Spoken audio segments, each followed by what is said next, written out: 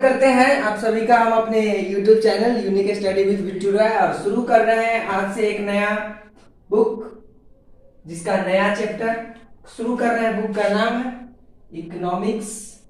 Economics economics का मतलब होता है अर्थशास्त्र। अर्थशास्त्र सामाजिक विज्ञान की वह शाखा है जिसके अंतर्गत हम किसी देश की मुद्रा से जुड़ी हुई बात, लेन देन की बात, यानी पैसे संबंधी जो भी बात होती है वो सारी बातों का अध्ययन हम लोग अर्थशास्त्र के अंतर्गत करते हैं। और शुरू करते हैं 10th का एक खूबसूरत सा लेक्चर अर्थव्यवस्था एवं इसके विकास में का इतिहास क्या रहा, किस तरीके से रहा। तो चलिए हम और आप मिलकर शुरू करते हैं खूबसूरत सा लेक्चर। ये वाला पहला है कि अर्थव्यवस्था है क्या। व्यवस्था तो सभी है लेकिन कुछ व्यवस्था प्रमुख है ना। तो अर्थव्यवस्था क्या होती है कि जीवन यापन के लिए जो भी व्यवस्था अपनाते हैं, जैसे माल कौड़ी मिले नहीं। अर्थव्यवस्था क्या है कि जीवन यापन के लिए अपनाई गई एक आर्थिक क्रिया है। अर्थव्यवस्था क्या है? जीवन यापन के लिए अपनाई गई आर्थिक क्रिया है। से अर्थव्यवस्था क्या है? तो जैसे मान लेते हैं कि आर्थिक विकास कैसे होगा। देखिए आर्थिक विकास आर्थिक व्यवस्था है। तो आर्थिक व्यवस्था मतलब जीवन यापन क्या है। जैसे मान लेते हैं कोई व्यक्ति कृषि कर रहा है, चलो मतलब अभी गेहूं का टाइम है, गेहूं काट रहा है। क्यों काट रहा है? क्योंकि उसको चाहिए, क्या चाहिए कि उसकी जीविका चले, है ना, उसकी अर्थव्यवस्था चले। तो इसके लिए क्या करेगा? गेहूं काटेगा। अच्छा मान लेते कोई दूध देने वाला मिल्क मैन है, तो दूध क्यों दे रहा है? क्योंकि उसकी जिंदगी चले। तो अर्थव्यवस्था क्या है? जीवन यापन के लिए अपनाई गई एक आर्थिक व्यवस्था है। ठीक है। उसके बाद पढ़ना है आर्थिक क्रियाएं क्या होती है। जैसे मजदूर है तो मजदूरी करेगा, टीचर है तो पढ़ाएगा, डॉक्टर है तो किसी पेशेंट को देखेगा, किसी मरीज को देखेगा। तो आर्थिक क्रिया क्या होती है कि वो सारा अलग अलग वर्ग, मजदूर वर्ग हो, शिक्षक वर्ग हो, डॉक्टर वर्ग हो, इंजीनियर वर्ग हो, जो किसी न किसी वर्ग से हो और कोई ना कोई कार्य में, किसी न किसी कार्य में वो लगा हुआ। डॉक्टर है तो क्या करेगा? मरीज को देखेगा। इंजीनियर है तो क्या करेगा? किसी चीज का भवन बनाएगा, इमारत बनाएगा। तो वो किसी न किसी कार्य में लगा होगा। वो कार्य जिसमें वो लगा होगा वही कहलाएगा आर्थिक क्रिया। ठीक है। आर्थिक क्रिया का उद्देश्य क्या होता है? तो आर्थिक क्रिया का उद्देश्य होता है कि लोग अपना जीवन यापन, जीविकापार्जन करें। जीविकापार्जन करने का मतलब कि जीवन यापन करते रहे, पैसा कमाकर क्या करें कि जीविकोपार्जन कर सके, मतलब अपनी आजीविका चला सके, घर परिवार को चला सके। तो यही कहलाता है आर्थिक क्रिया। आर्थिक क्रिया का उद्देश्य क्या होता है कि धन प्राप्त करना, साधन प्राप्त करना।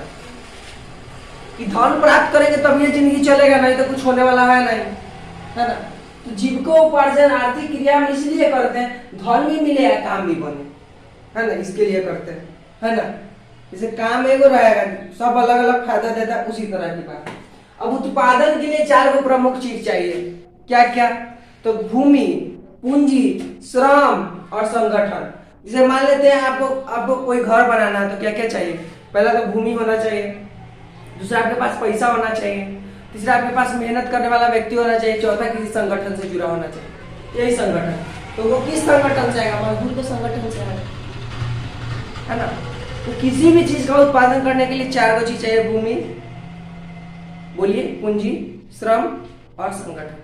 किसी न किसी संगठन से जुड़ा हुआ होना चाहिए।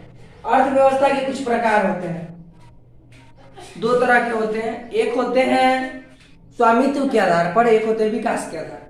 स्वामित्व के आधार पर 3 तरह के होते हैं। पहला पूंजीवादी, दूसरा समाजवादी, तीसरा मिश्रित। ठीक है।